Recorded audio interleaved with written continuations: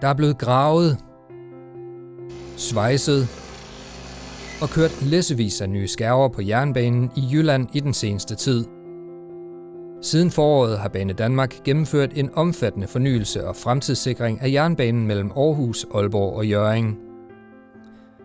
På Langå station er skinner, sveller og skærver blevet udskiftet, og sporene er blevet bygget om, så togene kan køre hurtigere i fremtiden. Samtidig er stationens perroner blevet gennemgribende fornyet, og stationen er blevet forberedt til elektrificering med master og kørestrømsledninger. I Aalborg er 7 km spor blevet fornyet, og der er lagt 37 nye sporskifter. Flere broer er blevet bygget om for at gøre plads til kørestrømsanlægget, så eltog i fremtiden kan køre helt til Aalborg og Aalborg Lufthavn. Jernbanen ind gennem det centrale Aalborg er også blevet fornyet og har fået nye skærver, sveller og skinner. I Brønderslev er den gamle perron blevet brudt ned og erstattet af en ny og højere perron, der gør det nemmere at komme ind og ud af togene.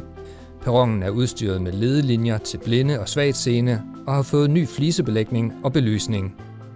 I Hjørring er jernbanen udvidet med et ekstra spor syd for stationen. Det nye spor giver en mere smidig trafikafvikling og øger kapaciteten på jernbanen. Derudover er spor 1 på Hjørring station blevet fornyet med ny sporkasse, skærver, sveller og skinner. Sidst men ikke mindst, så er de gamle analoge signaler på jernbanen mellem Aarhus, Aalborg og Aalborg Lufthavn blevet udskiftet med et nyt digitalt signalsystem, der på sigt vil give færre signalfejl og flere tog til tiden.